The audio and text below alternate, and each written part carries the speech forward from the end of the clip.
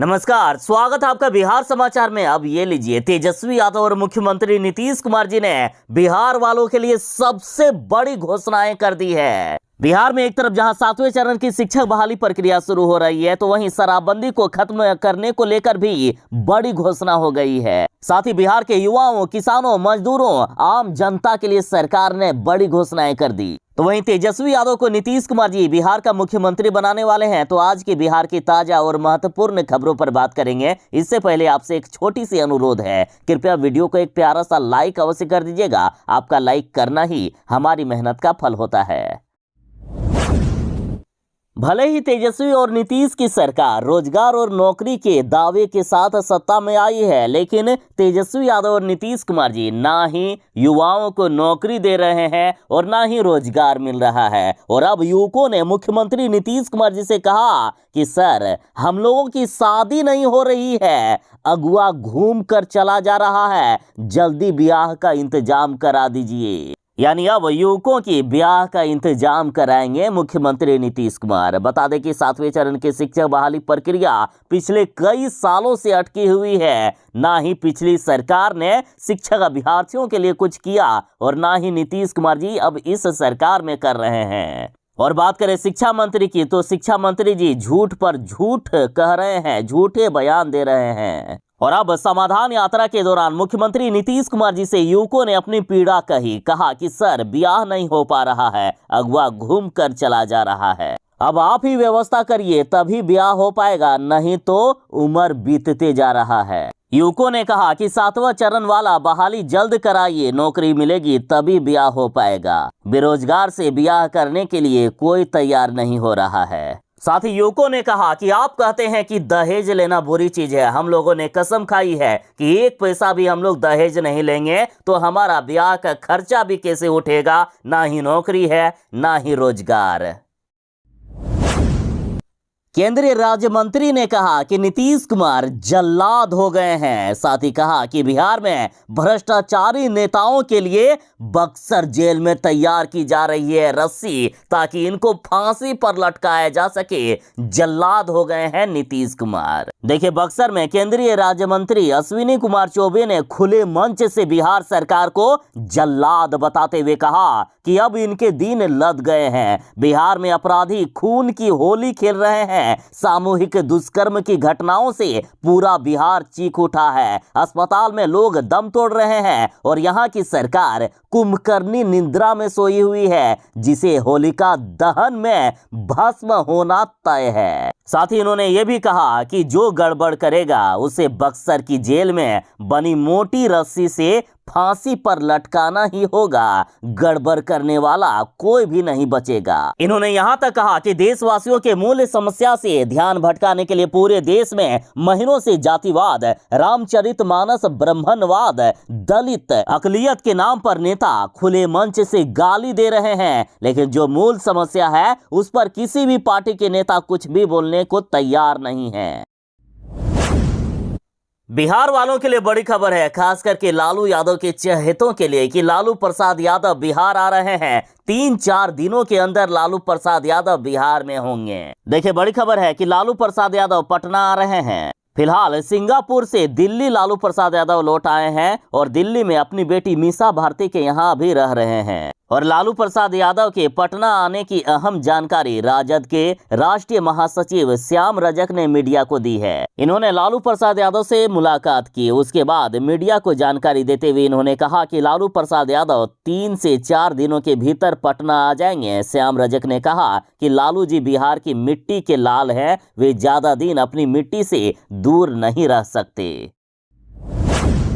2016 से बिहार में शराबबंदी कानून लागू है, लेकिन लगातार बिहार में जहरीली शराब बेची जा रही है। लेकिन यदि नीतीश कुमार जी चाह ले तो जहरीली शराब की एक बूंद भी बिहार में नहीं मिलेगी। लेकिन हालात ये है कि ना तो सरकार चाहती है शराब रोकना और ना ही इनकी पुलिस।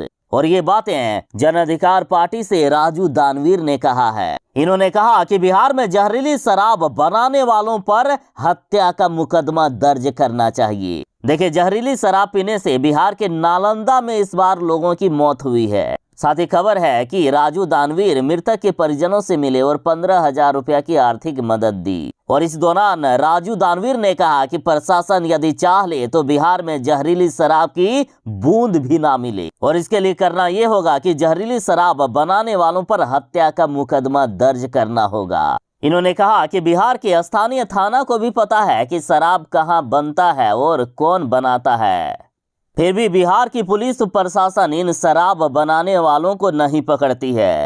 पुलिस की उदासीनता और सरकार की लापरवाही के कारण लगातार बिहार के लोग मर रहे हैं। अतः जितने भी लोग बिहार में शराब बनाने वाले हैं, इन पर हत्या का मुकदमा दर्ज करके या तो इन्हें फांसी पर चढ़ा दिया जाए या इन्हें जिंदगी भर जेल में ठूस दिया जाए।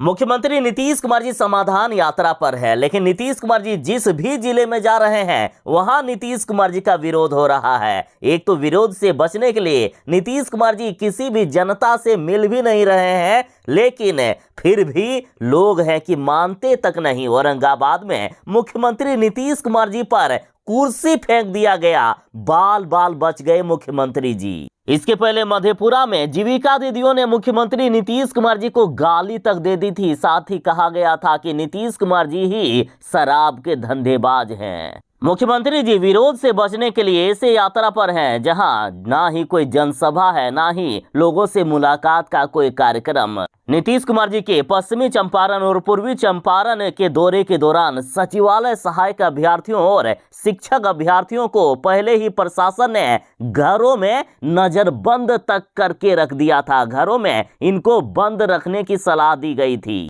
यहाँ तक कि स्थानीय पुलिस को तक बुला लिया गया था। उनको यहाँ तक धमकाया गया था कि अगर मुख्यमंत्री के दौरे के दौरान ये लोग घर से बाहर निकलेंगे तो इनकी खैर नहीं। कई अभ्यर्थियों के घर वालों तक को धमका दिया गया था। और अब औरंगाबाद में नीतीश कुमार जी पर कुर्सी का टुकड़ा फेंक दिया गया, बाल बाल बचे नीतीश कुमार जी। नीतीश कुमार जी के नाक के सामने से कुर्सी का टुकड़ा गुजर गया। खैर ऐसी घटना बिल्कुल ही निंदनीय है, किसी को भी ऐसा नहीं करना चाहिए। साथ ही जिन्होंने ऐसा किया है उन पर कार्रवाई की जाएगी। पूरे बिहार में अपराधियों का बोलबाला है, अपराधियों का तांडव सा है, या यूं कहिए कि बिहार में जंगल राज की वापसी आ गई है। और पप्पू यादव ने अब तेजस्वी यादव से अपील की है कि खाली वोट मत मांगिए, सुरक्षा की भी जिम्मेदारी ले लीजिए। बिहार में अभी अपराधी सरेआम लोगों का कत्लेआम कर रहे हैं। चारों तरफ चीख पुकार ही सुनाई देती है। आखिर पप्पू यादव कितने का आंसू पहुंच पाएंगे? पप्पू यादव ने तेजस्वी यादव से अपील की है कि तेजस्वी यादव जी खाली वोट मत मांगिए, लोगों की सुरक्षा भी कीजिए। देखिए, छपरा के मुबारकपुर गांव में दो पक्षों के बीच हुए विवाद में 3 लोगों की हुई मौत मामले में पीड़ित परिजनों से मिलने जन अधिकार पार्टी के राष्ट्रीय अध्यक्ष पप्पू यादव पहुंचे। और इस दौरान पप्पू यादव ने दोनों पक्षों की आर्थिक मदद कर जल्द से जल्द पूरे मामले में दोषियों पर स्पीडी ट्रायल चलाकर कार्रवाई करने की मांग की। अभी पूरे इलाके में जिला प्रशासन ने धारा 144 लागू कर दिया है। पूरे गांव में जगह जगह पुलिस तैनात कर दिए गए हैं। बिहार में जिनकी सरकार है यानी नीतीश कुमार की पार्टी जदयू कह रही है कि योग गुरु रामदेव आतंकी है और धीरेंद्र शास्त्री बहरूपिया है। जरा देखिए नीतीश कुमार की पार्टी जदयू के नेता के बिगड़े बोल। इन्होंने रामदेव बाबा को आतंकी और धीरेंद्र शास्त्री को बहरूपिया कह दिया। और ये जदयू के नेता गुलाम रसूल बलियावी ने कहा है। इन्होंने कहा कि योग गुरु रामदेव आतंकी संगठन से संपर्क में रहते हैं। रामदेव बाबा की जांच होनी चाहिए, सब कुछ साफ हो जाएगा। इन्होंने कहा कि रामदेव बाबा विदेशी हैं और इनकी संपत्ति की जांच होनी चाहिए। इन्होंने कहा कि रामदेव बाबा अमेरिका खुफिया एजेंसी CIA का एजेंट है। रामदेव भारत कब आए, कैसे आए और उन्हें इतना लोन कैसे मिल गया, इन सब की जांच होनी चाहिए। साथ ही इन्होंने कहा कि बागेश्वर धाम के बाबा धीरेंद्र शास्त्री एक बहरूपिया है। मुख्यमंत्री नीतीश कुमार जी समाधान यात्रा पर हैं, लेकिन नीतीश के अफसरों ने नहीं दिया एम्बुलेंस को रास्ता, तड़पता रहा ब्रेन हेमरेज के मरीज। आखिर मुख्यमंत्री नीतीश कुमार जी समाधान यात्रा के तहत लोगों की समस्याओं का समाधान कर रहे हैं या समस्याओं को बढ़ाने निकले हैं? इस खबर के बाद कई लोगों के मन में यही सवाल है और नीतीश कुमार जी का लगातार कई जिलों में विरोध भी इन्हीं सब कारणों से हो रहा है। देखिए, सीएम नीतीश के रोहतास समाधान यात्रा के काफिले में एक एम्बुलेंस घंटों तक फंसी रही। जब स्थानीय लोगों ने इसका विरोध किया, फिर भी एम्बुलेंस को हिलने तक नहीं दिया गया, जबकि उसमें एक सीरियस मरीज अस्पताल के लिए ले जाया जा रहा था। उसके लिए एक एक सेकंड कई घंटों के बराबर थे।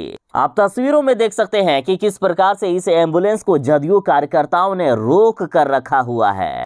ये वाकया सासाराम आरा पथ के मोकर के पास का है। तकरीबन 1 घंटे तक गाड़ियां सीएम नीतीश के काफिले के चलते अटकी रही। ऐसी करतूत काफी शर्मनाक करतूत है। एम्बुलेंस का सायरन लगातार बज रहा था, फिर भी जदयू वाले एम्बुलेंस को निकलने नहीं दे रहे थे। जब तक सीएम का काफिला नहीं गुजर गया, तब तक एम्बुलेंस को फंसा कर रखा गया। बता दें कि देश के माननीय पीएम मोदी जी भी अपने काफिले को रोककर एम्बुलेंस को रास्ता देते हैं, लेकिन मुख्यमंत्री नीतीश कुमार जी पहले अपना काम करते हैं, फिर जनता के बारे में सोचते हैं। मतलब अपना काम बनता, भाड़ में जाए जनता।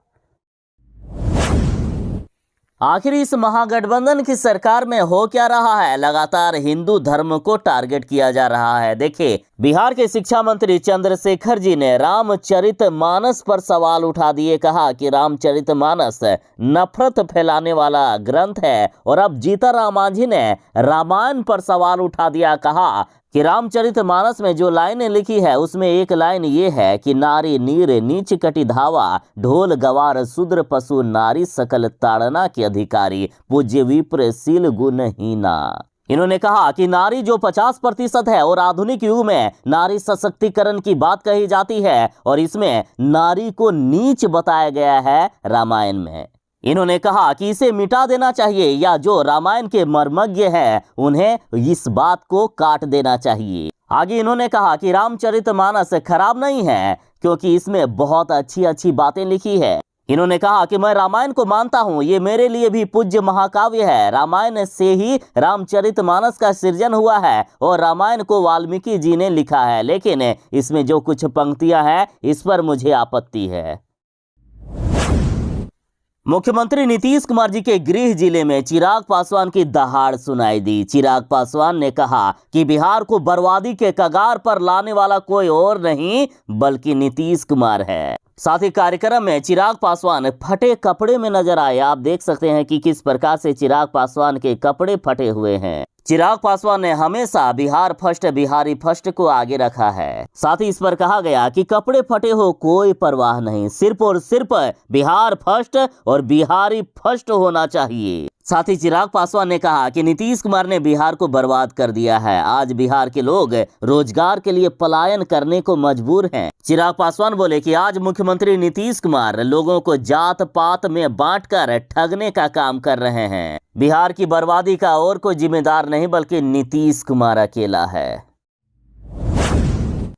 लालू प्रसाद यादव दिल्ली आ गए हैं। दिल्ली में अपनी बेटी मीसा भारती के यहाँ लालू प्रसाद यादव ठहरे हुए हैं। लालू प्रसाद यादव जल्द ही बिहार भी आने वाले हैं। फिलहाल दिल्ली में तेजस्वी यादव ने अपने पिता लालू प्रसाद यादव जी से मुलाकात की। साथ ही खबर यहाँ तक है कि महागठबंधन की रैली में ऑनलाइन जुड़ेंगे लालू प्रसाद यादव। बता दें कि 25 फरवरी को पूर्णिया में महागठबंधन की प्रस्तावित रैली है। इस रैली में सभी विपक्षी दल एकजुट होकर अपना शक्ति प्रदर्शन करेंगे। लोकसभा चुनाव में विपक्षियों की किस तरह तैयारी है, ये देखा जाएगा।